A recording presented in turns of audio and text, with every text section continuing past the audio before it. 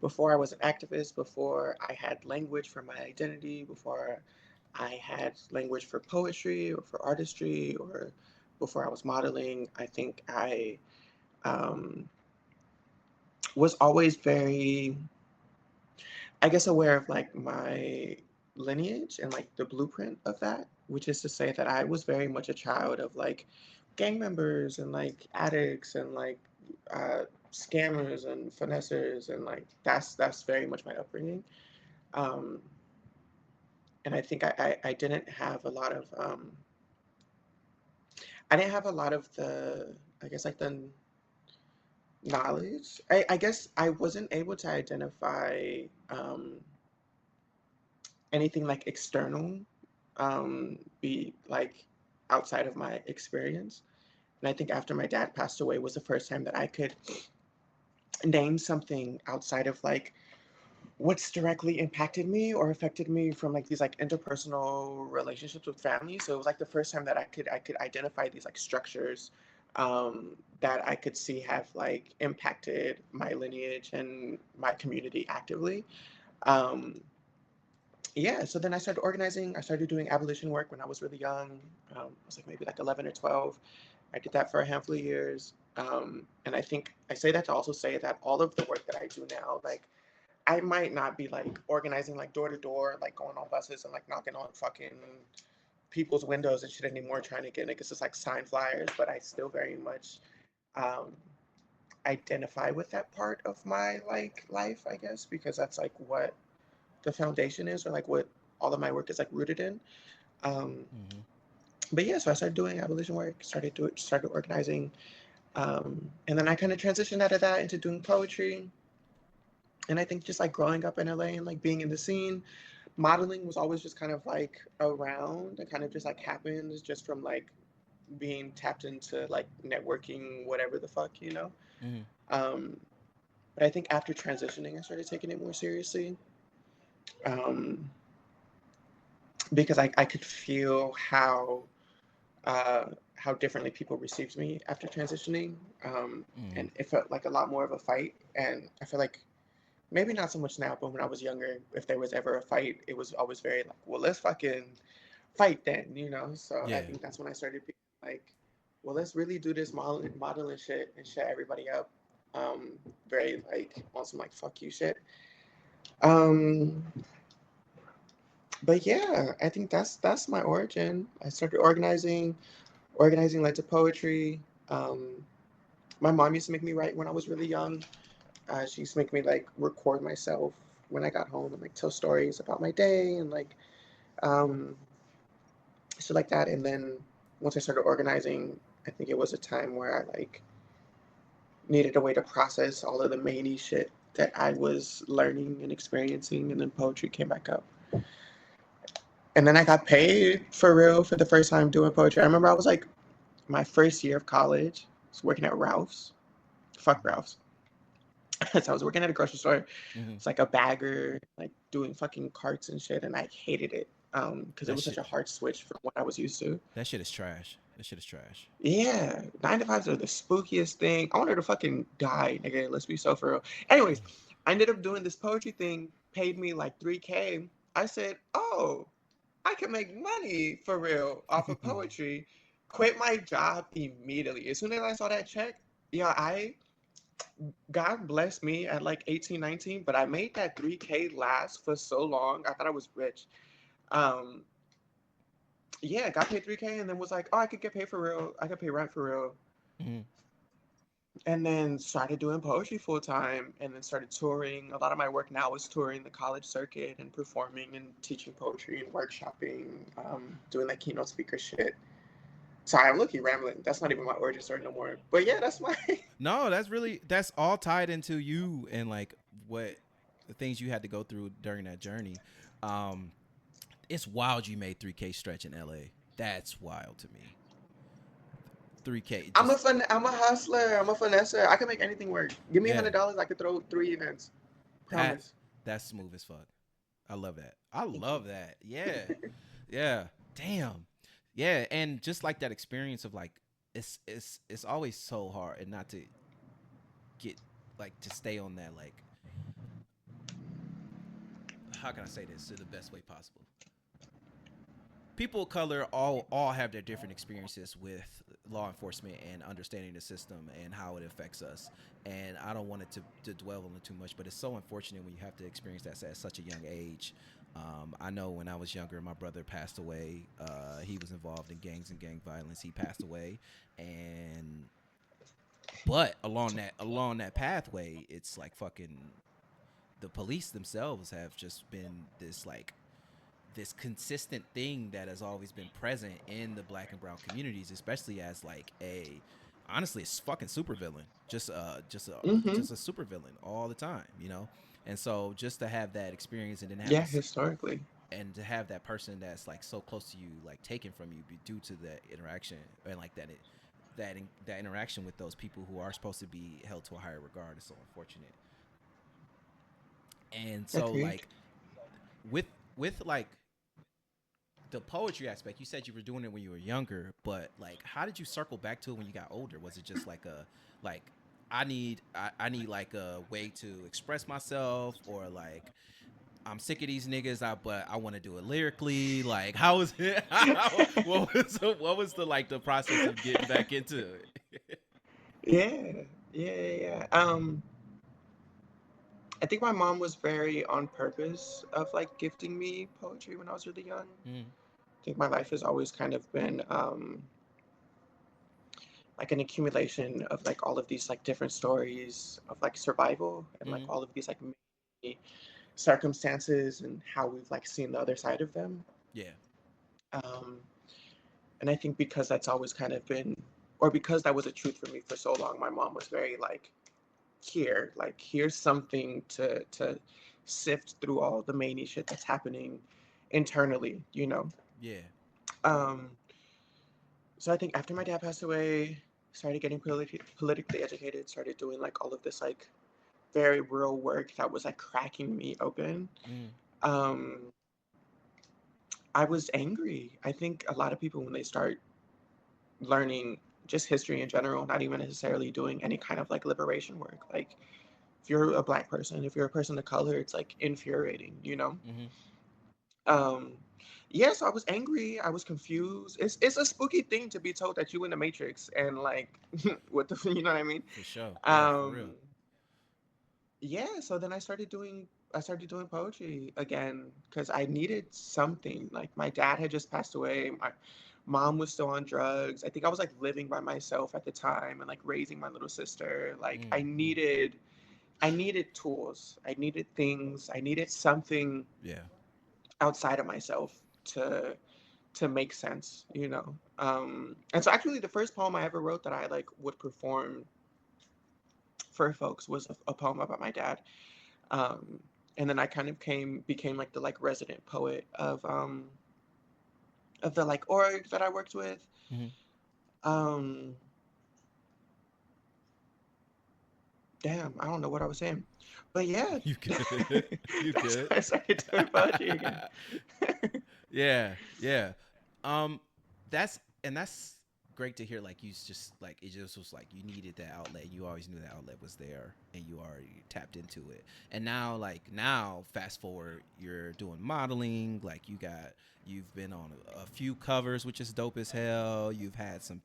had some articles written about you in the L.A. Times and all these things now, and like Not you researched me. I know that's hey, right. I gotta research. You know, I gotta research everybody. I can't just be like, hey, bro, you want to A come lot on? of I don't niggas know. don't research. Yeah. I've done a lot of interviews and they're like, okay, so what do you do? Who are you? What's going on? And I'm like, oh, y'all don't know nothing about her. That's so funny because it's like, hey, we hit you up to comment on our platform and shit, but what is it you do again? Like, cause Hmm. All the time. All the time. Oh my God, all the time. I've done the same interview so many times. It's kind of crazy. Same questions, same answers, same like, Mhm. this is what I do. This is what I've been doing. This is who I am. This is the trajectory. This is what like Yeah, the things I'm working on. Like it's always the same kind of like, because niggas don't be. It's not. You know. I don't yeah, know. So yeah. thank you, essentially. No. Yeah, of course. So like, I really want to know like, far as like modeling, cause like modeling is a thing that like as somebody who realized he was kind of cute at 30. Like I've never thought modeling was Yeah. a thing to be a pathway. So like, and one thing that you do too is like when you're, at least from the things I've read and researched, you're a person who's like, when you're in a space, you're like, I'm here, I'm fucking here, what's up with it, you know? Like Yeah. how do you, what do you embody when you're in that modeling space, or in that mode when you're in these shoots, or even just like going into a space where it's like, all right, I need to network, so I need to let motherfuckers know I'm here, what's up with it, I'm trying to get something shaking, I'm trying to make some cheese. Like how do you, like, what goes through your head when you're doing that? Yeah. This is my favorite shit. Um. um. Well, shit. I mean, I think like truth. I think I never had an option of anything else other than standing on what the fuck it is. You know, like Mm-hmm. I think because of the intersections of my identity, um, if I walk into almost any room, tail between my legs, like niggas are gonna step on me, and that's just truth. Almost. If I go to the grocery store and I'm afraid, you know, or if I'm too small, or if I look like I'm a bitch that could get punked, I'm gonna get punked, or I'm gonna get like what's the fucking word? Where it's damn, am I dumb? You got it, it's at the tip of your tongue. Like when you when they do something mean to you because of like who you are, what's it? Not racial, but it's Profiling. profiling, but it's like they threw a can in his head because he was gay. So it's like a Targeted. uh yes. Okay, whatever. It don't even matter. But if I go in looking like a punk, that's what's gonna happen to me. You know what I mean? Yeah. Um. So essentially, I think like I always move in spaces like um showing up for real. You Mm-hmm. know, like I always want to show up as my authentic self. One, but I also like I don't know. I love walking around the room and like chit chatting and hearing with everybody. Like I want to go and like introduce myself to everybody. I want to laugh. I want to have fun. Like I want to be like, you know, that's just. I think that's like who I am personality wise, like authentically. Mm-hmm. Um, and I think because I know how do I say this? Because I know I show up in spaces as a black trans woman, but also like a heavily tattooed black trans woman, and like also like a bitch that's from the hood. You know what I mean? Like I know that like I kind of got to show up in space in a way that like I'm I don't want to say exerting myself, but like making some kind of like real connection where like you look at me in my eyes and are kind of like humanizing me, Mm-hmm.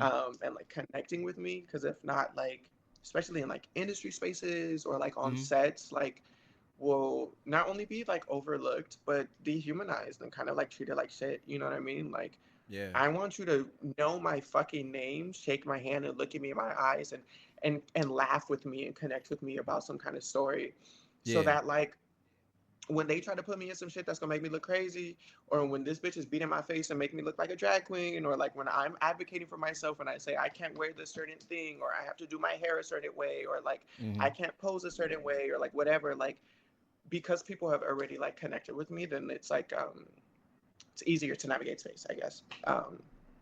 And I think that kind of is what's threaded through all of the work that I do in poetry and modeling and showing up in spaces. Like, I know my work as an artist specifically, Mm-hmm. um, is that like if I can make somebody that doesn't belong to any of the intersections of my identity relate to my story, if I can do a poem and I can make a country bumpkin fucking 40-year-old white man or a white woman connect to a story that I just did about being like loved as a trans person and the disparities and like hardships of that, then I've won. I've done my job. You know what I mean? Like you just Yeah. Hell identified yeah. and presented to a story that my experience has almost no connections to you. You know what I mean?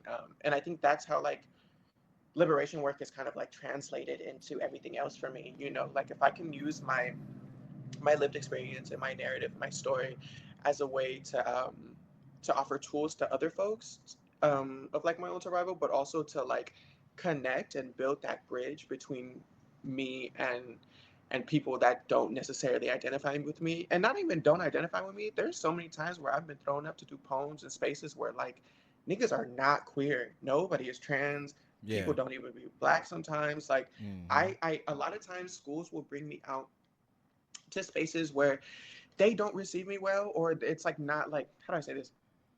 I a lot of times I get brought out to spaces because they're like small town, um, like low key racist or like transphobic spaces, and they're like, Mm-hmm. well, bring Bay because she going da da da da da da.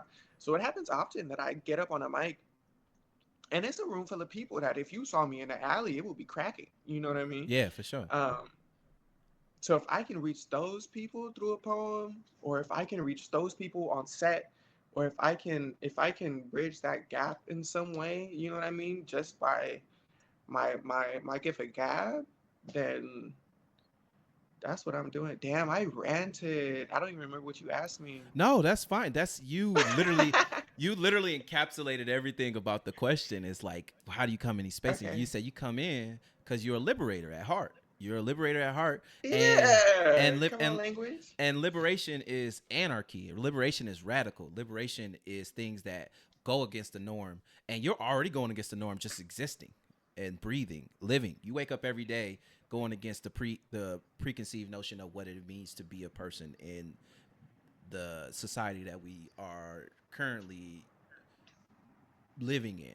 And so I 1,000% feel that shit. And that's amazing to hear that you just is like, that to relate to people who have people relate to you or understand where you're coming from for at least for even if it is for like a brief moment, for like 2 minutes or whatever of that interaction, they're relating to you. That's the most important thing. And that's a key thing that a lot of folks don't get is the way to actually make a little bit of change, because even Yeah. because I hate when like white people be like, you know what, Cortez, you all right. Like I hate when I come across a white dude that's like that because No. in my first thought, because my first thought is always, what the fuck you mean I'm all right? I'm all right for a nigga, and then I get mad. But it's like, no, Hmm. I changed their like you said, I changed their perspective on certain black I people. mean, also, I'm not gonna cap. Fuck them niggas too. I'm not Oh checking yeah, for. yeah, yeah, yeah, Yeah, yeah, yeah, yeah, yeah, it's yeah, definitely okay. yeah, Because I know my example was white people, but also very much. yeah, Yeah. yeah, yeah, yeah, yeah. Okay. No, yeah, no, no, no, no, no. Yeah, I get you. I get you. Yeah. Okay. We can have a conversation all day about that. But I just, Yeah. but but yeah, I get that and I understand Woo. that. And like one thing that I feel like you touched on too is like the more you move up in spaces and in places, the less you see of people from where we come from. Mhm. The less you see of Yeah. like and it's so odd because I experienced that at like getting out of college and going and working in nonprofits and people come across you in Mm. spaces and I'm talking and I talked to some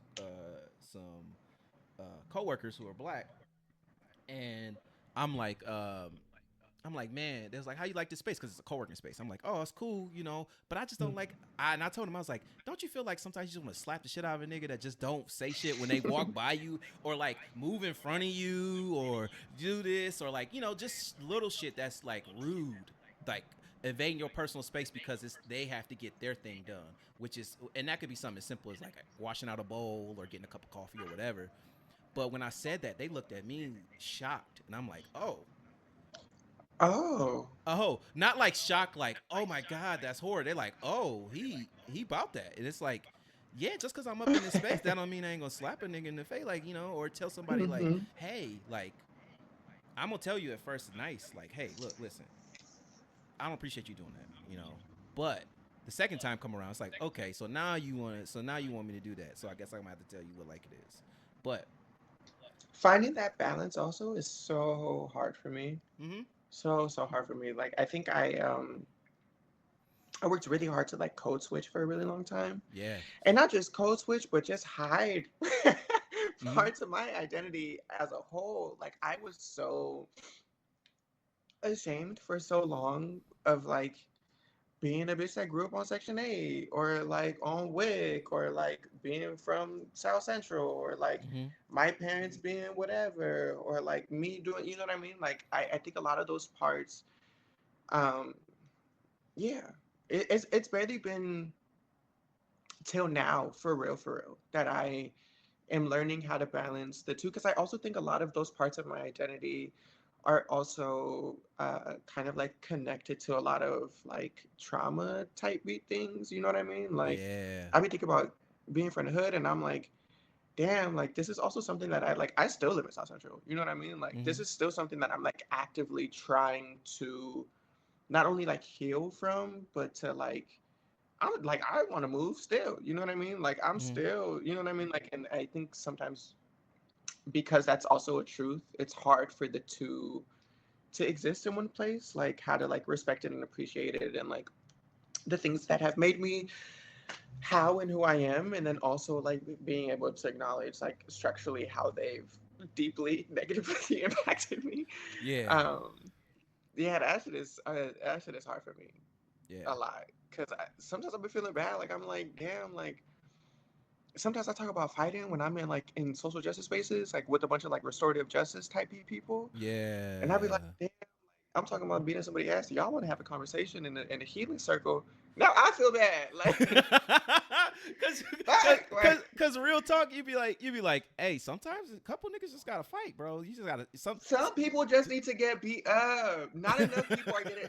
I listen. I don't want to post about it. I don't want to cancel you. I don't want Yeah. to tell the story on Instagram. I want to meet you in the parking lot of Burger King and fucking squash it. You know what I mean? Like, Yes. let's get back to fighting in parking lots. Why are we not doing that no more? Hey, the one What the thing fuck? the one thing the white man in the 20s had that they did a good Don't know. job was squabbling. They be in them fucking like this, and they'll Not take put care it of loud. business. Put it They'll take care loud. of business. But like, No, this is so funny. I think, and the funniest thing about that is like, I think it's the fear, like coming from a place where we know you say the wrong thing. There's 9 times out of 10 somebody's gonna step to you, and it's probably gonna lead to a fight. But like people who've never been in those Yeah. spaces, like I'll hear people talk to each other, or people like talk to customer service folks, and I'll be like, oh my Mm-mm. god, you talk to You them can like always tell when someone hasn't get beat up before. You could that? Ooh, tell. yeah, They crazy. They yeah, crazy as hell. yeah, That's it. It gags me still. I yeah, like don't understand. I don't understand. I yeah. that's another time actually talking about being in restorative justice type B spaces. Like Uh I've huh. definitely have worked with people before where like the way you be chatting, any other space, it would be cracking right now. But because we're like in this space, it's like Yes. supposed to be like this like conversation or whatever. Yes. And like fundamentally, I don't want to talk to you, friend. I want to, you know, Yes, yes, fuck. yes, yes. And and that's the beauty of like these spaces that you're in, like these restorative justice spaces. Like I know you can find like you're like, okay, I know this solves problems, but 9 times out of 10 it can lead to more problems because people are like, I got to get my lick back, and lick backs always end up just causing a cyclical experience for everyone. Hmm. So like being in these restorative justice spaces, like how have you been able to really uproot a lot of that? Like, because I know it's still there, because clearly we just had a good moment about it, because that feels good. Oh yeah, but like, how have you been Yeah. able to uproot a lot of that, like a lot of that notion and understand, like, and kind of get like take some of those healthier practices of de-escalation or problem solving to like back to your community? It's been a journey. It has been a journey, caboodles. Like oh, I think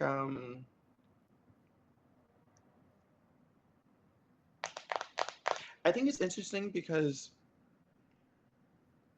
the way I was raised was very specific. Mm-hmm.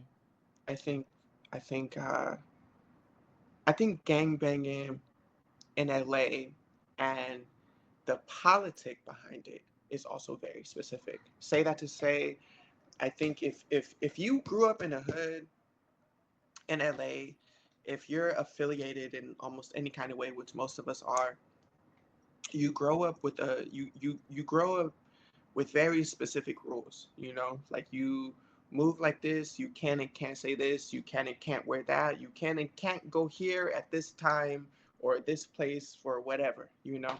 You do and don't associate with these people. It's very specific rules, it's very specific principle. You don't fight somebody when they with this person, you don't do this to this person. It's very specific, you know. It's there's a very like, I guess, like a foundation of morality, and I know that sounds kind of crazy, Mm-hmm. um, that I learned from being raised by like hood niggas for real. That Yeah. I think has kind of like transitioned well into community work, and I say that to say that like I think it was easy for me to like, I guess, like lock in, you know, because I Mm-hmm. think I had already learned this like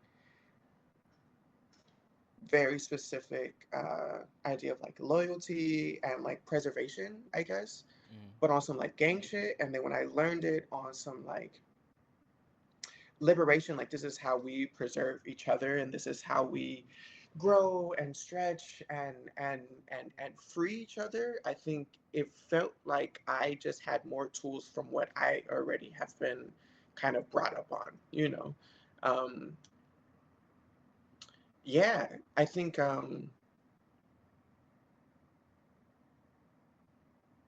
damn. Yeah, I think that's it. Yeah. That that's great. And it sounds like that underlining like code or morality is where a lot of people can find that common ground and find that understanding.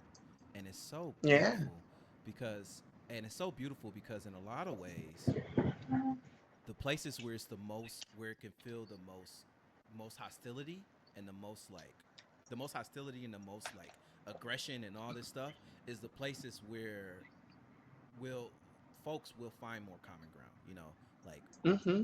and it's so interesting because when we think about the dichotomy of this of that world to like Congress. Think about like Congress. The way they navigate the world, you can tell a lot of those folks don't have a moral bottom line because they're able to operate and navigate these spaces, voting and doing all these things and and getting money from lobbyists in a way that is not that same that in that same functionality or that same space. And it's upsetting to see that because it's a lot more. I know a lot more street niggas that got more morals than a lot of these congressmen who've been politicians for Yeah, years.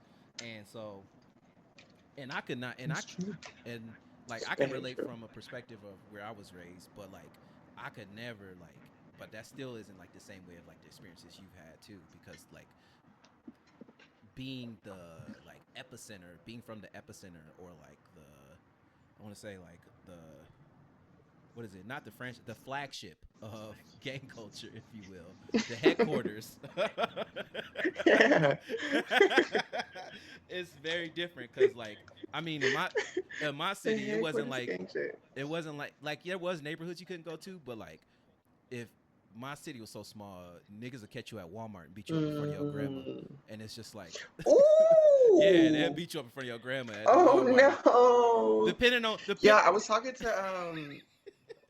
a nigga from Baltimore. Uh, Oh my god. He was telling me about like, okay, so he was like little hood boy from Baltimore, da da da da, changing his life around. Oh my god, my favorite man is like a hood nigga that's trying to change his life or that has changed his life. mm, My favorite thing. Anyways, so I'm talking to this boy, and he was telling me about some of the, like his like hood stories or like some of the shit that he be doing, and he was like, "Yeah, we'll beat your ass in front of your daughter and your mom and your cousin." And I was like, "Oh my god, like we don't do that here. No shade. Like if you with your kids, if you with your mom, you with an mm, elder, it's given like I'm gonna catch you next time. Like I see you, yeah, fuck you. Like leave your mom in the car, come back. You know what I mean? Like." Yeah. We got very specific. That shit gagged me. I sit in front of their mom, in And front of your granny at Walmart is crazy. and it also, but it depended on the severity of the offense that they did before. So like if say like if Okay. some people got to fighting somewhere, if they see you at Walmart with your grandma, they'll talk shit to you. They'll talk shit to you in front of your grandma, and be like, "Yeah, we caught you this time," woo woo da da da. But it depends. But Damn. if you did some heinous shit like y'all scrapping and then his mom broke it up and you slapped his mom, oh, violation. You immediately on site at any point in time. Like, and I feel that. That's different. I've had homies do that, and it's so wild. And it's so wild because I wasn't even like deep. I wasn't even deep in it like that. I was just like there with them, of course, clearly, being in there, experience Yeah. trauma, which is the worst shit I think about the street shit is that it's worse for a nigga that ain't really the jump off one to still be there because you still get the trauma and you still get all that, but you ain't got the stories of like, Yeah. yeah, I popped off on woo woo woo. You you just there, you just there being like, yeah. Honestly, facts. You're like, That's yeah, me and my facts. homies was there, and he was like, hey, watch this, and then he just went off and he just shot 7 niggas. He's like, I Hmm. don't know what to do about that, and it's like, yeah, like, and then you just now I got PTSD every time I pull out a gas station because it is a motherfucker. It is. Yeah. But Yeah. I kind of wanted to circle back to you speaking about going to these colleges and speaking to these folks because it kind of reminded me Mm. of how like back in the day of watching like old videos of like James Baldwin or Muhammad Ali, where they would go to colleges and speak to Wow. folks, and so and how it was like those experiences of those cultures of folks who are completely opposite of who they were. How have you been able to like when you're in those spaces? How have you been able to like um, honestly like keep your composure in those spaces? Because I know it can be like very thought provoking and very like kind of like poking the bear type shit. Hmm. Um. Shit. I mean, it's my job. Like, and not just my job because it like pays me, but Hmm. I think the way that I've learned how to engage um, with people in general has been from that point of view. Has been from like, I guess like on a communal level, like this is my job to show up in spaces and to kind of like poke the bear, you know. Yeah. Um, yeah, like I mean that's all I really knew for a long time. Keep it a being. Like I think it took me a minute to learn how to connect with people on like an interpersonal level Hmm. and like to build those relationships. Like it's a lot easier for me to get into a room and to address a room in its entirety opposed to like on an individual basis, I guess. So I think Yeah. when I get into those spaces, like going onto these campuses or being in spaces where I'm like brought in uh, as like a response to um, I guess like the conditions of like their their space or their campus or whatever, like Hmm. um, it feels good to me or it feels like natural to me to be the person that like gets on the mic and it's like, yeah, we're here. We're here and very loud and titties out and having fun, you know, and Yeah. uh, making a ruckus. Yeah, I also think that every time I've been to a campus, I'm always there's always a even how do I say this? Even if structurally the space isn't something that celebrates me or my community or any parts of my identity, there's always a small there's always a pocket of folks that belong to community or resonate or receive me well. Hmm. So I guess I say that to say like even when it has been spooky on campus, like there's also been times where I've been in like it's gotten very scary before. Like it's been Hmm. like I'm far from home, I'm very young, niggas are very racist here. Like we're in the middle of nowhere. I've done shows like in fucking forests before. Like you gotta like Ooh. walk 30 minutes into some woods. Spooky Ooh. shit, very spooky shit. Yeah. Um, but it's always like 20, I mean, shit, sometimes it's 5, but it's always a handful of like little queer kids. You know what I mean? It's always a handful of people of color there that are like right here with me while I'm on the mic. And I feel like that's always what makes it make the most sense for me, you know, because I'm like, I'm popping in for a couple of hours or for a couple of days. Nigga, you live here. You know what I Yeah. mean? And like, if I could pop in and be a mirror to you Hmm. for a couple of hours and chat and talk to you about my survival and give you these tools and excite you about fucking moving forward as a queer person or as a black person in these mania spaces, then like Hmm. that's how I keep my composure for real. Like that's how I'm like, yeah, this makes sense to be in this space and to do this work. Um, yeah, I love the kids. Sometimes the kids be weird. I'm a little weird too, though. So Yeah.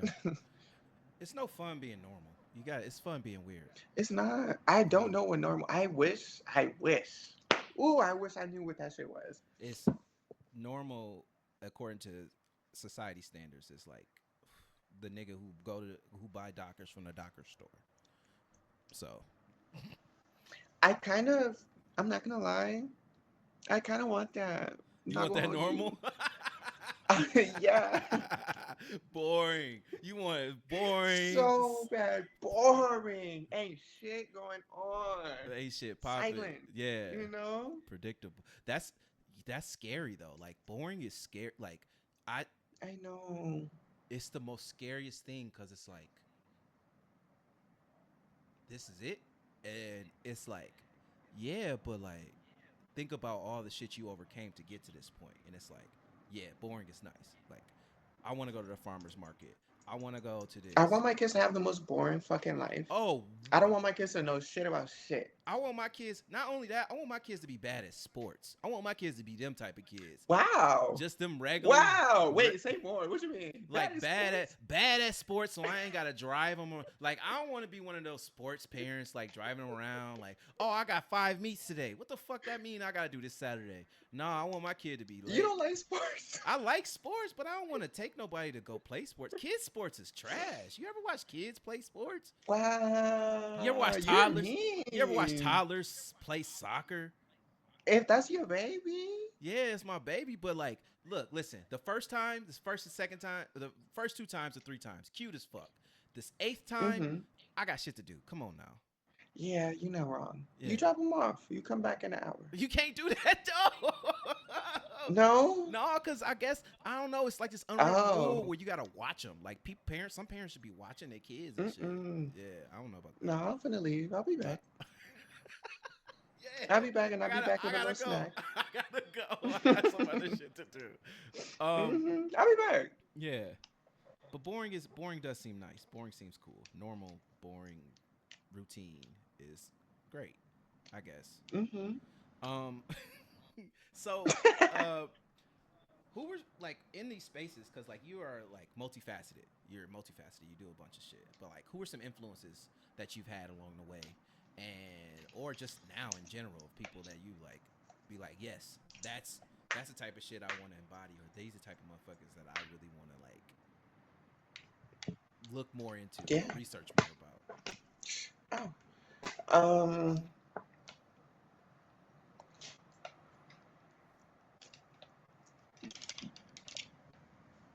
I think I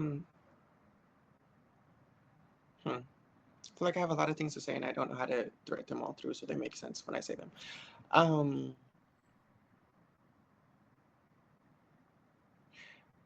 I think my first and what continues to be my inspiration is like all of the women in my life. I Mhm. think I think my mom was the first person that I like identified with and was able to make sense of my own experiences through. Mhm. And then I think once my like consciousness kind of like expanded and I was able to like see that through my like lineage and like my ancestors, I think that's always just been what has inspired me. Like I've always dressed like my aunties when they was my age. I make my coffee the same way. I learned how to do my lashes from my granny. You know what I mean? Mm-hmm. Like these are the women that have like the women and the people that have like fundamentally shaped the person and the woman that I am. Mm-hmm. I also think about like the women that like taught me. I'm thinking about like the people that I like organized under when I was young, and I think so. I've been practicing a traditionally African religion for the past 3, maybe 4 years now. Mm-hmm. Ooh, maybe 5 years. I've been a crown priest for 2 going on 3 years maybe, but practicing for the past like 5 years. Okay. Um, and I think that has just like amplified my uh I guess like appreciation for my lineage and my ancestors. And then also like now I have this new like this whole new set of like spiritual tools. And I think those are the like my ochas are who my ochas, my egun, my ancestors, like these are the people that I'm actively inspired by and looking to and consulting with and Mm-hmm. venting to and uh and tapping into for real. You know what I mean? Like I vented to my like homie recently, and I realized it was the first time that I like had went to like somebody that was alive for advice in like years. Like the people that I talk to is like the niggas that's behind me. You know what I mean? Like all my Yeah. folks is dead. Like all my folks is dead or like fucking orishas. You know what I mean? Um, but yeah, that's who inspired me. My mom inspired me. My grannies inspired me. My tias, my aunties, um, my like tias that weren't really my tias, but they were. You know, like Mm-hmm. that's yeah. Them is my folks. The women Nice. that politically educated me. Nice. It sounds like a good mix of honestly, it sounds really just like deeply rooted in your community and your circle and those roots that extend beyond just the current generations but prior, which is amazing to hear because it's it's good to hear when people are able to connect and delve deeper into their roots, like their deeper Mm. roots, than just like here stateside. Because a lot of times it's hard to just. I mean, it's lot. I mean, it's hard for us to find those a lot of times. You know, like yeah. Mm-hmm. In some ways, it's more easier to do, but it's still very, very, very hard to find. No, that shit is labor. Yeah, That shit it's is very work. laboring. Yeah, you can't Mm-hmm. 23 and me that shit. Like yeah, you can 23 and me that, Mm-hmm. and like yeah, you gonna meet some Even cousins. now, I can't trace my shit back further than my great grandparents on both sides, damn near. Wow. Like that's as good as it get for me. My great grandpa was a slave. And after that, I don't know shit. I don't know nothing about his family. I don't know. Mm-hmm. My granny be like, he from Louisiana. And literally that's it. Like Mm-hmm. that's as deep as it get, bro. So when you say you're from Louisiana, you got folks from Louisiana. You be like, I'm a little Creole. That's what you be sounding peaceful sometimes. I'm not gonna lie, I do. No one's ever called me on that. I promise you. Yes, I'll be Dominican sometimes too. Sometimes I'll be Puerto Rican. If I'm in New York, I'll be Dominican. I be que lo que. I be tostones. What else they got? Pastelitos. That be. That's what's up. That's what's up. You gotta know how to blend. You gotta know how to blend in. You gotta know how to navigate all communities. Uh-huh. Yeah. I just stopped being Dominican when it started getting cold outside. Oh. I was Dominican all summer. That's so funny. Uh, so we getting close to the end of the episode. So this is a time where we let the guests give off some words of affirmation, some mantras you like to chant to yourself to keep yourself going, or just like something you think the listeners and the watch and the viewers should, you know, hear to keep them going and keeping them up on track. And I was gonna say on the Hmm. horse, get back on the horse, but I guess yeah, Yeah. yeah. So Yeah, I love being on the horse. Yeah. Okay. Um,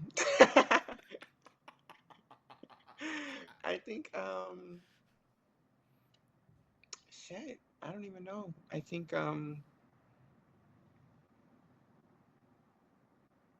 think my biggest advice, I guess,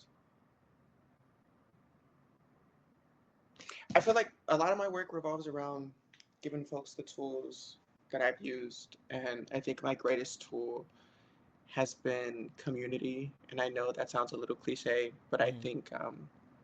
I think the sooner you find a spiritual home, I think the sooner you find a spiritual court, I think the sooner you find ancestral roots, I feel like as soon as you find a practice that you can work and make sense for you, I feel like the sooner you find like circles that celebrate and challenge you and receive you and celebrate you. Um, I think that's what has always shifted the trajectory of my life and my healing. Like Mm-hmm. I wouldn't have transitioned if it wasn't for the community that I found in the Bay Area. I wouldn't have all these new spiritual tools if it wasn't for the LA that I was in. I wouldn't have fucking known history or whatever if it wasn't for the folks that politically educated me when I was young. I wouldn't have poetry if it wasn't for my mom. Um, so yeah, I guess like that's really it. Like I think the sooner you find spaces that make sense for you, the easier everything else gets. And the easier it is to fight everything else. I feel like the more tools you put in your bag is like the better. Yeah. Yeah. Yeah. Love it. Love it. Love it. Well, Bae, thank you so much for being on the show. We really appreciate you Yeah. coming.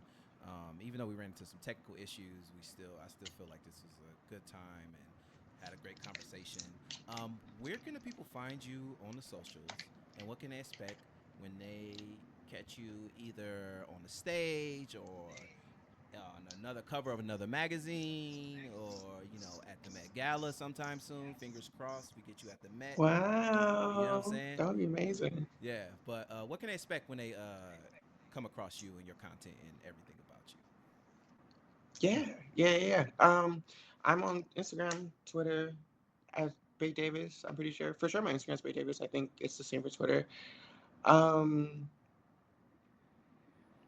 I think everywhere that I am, or every space that's like I'm a part of that I'm curating, or uh whatever, every space that I'm a part of, I think like I try really hard to um there's no way to like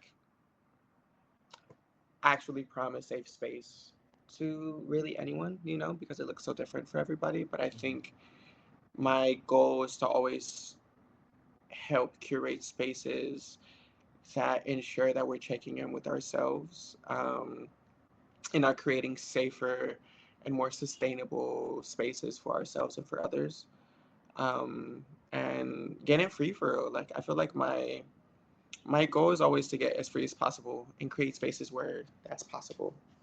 Um, so yeah, if you come to a show, we're gonna scream and we're gonna laugh and we're gonna do poems and maybe drink. Yeah, wonderful. Thank you again. If you all want to stay on top of the shit we got going on over here, Blackspiration on Twitter, Blackspiration Pod on Instagram, Blackspiration on YouTube. We got YouTube. We on there. Twitch too. Please come. I'm always here. I ain't doing shit. But thank you so much for listening to this episode. Watching this episode. As always, be happy. Drink some water. My gamers keep gaming, and I hope you left this episode feeling inspired. Peace. Ow, ow.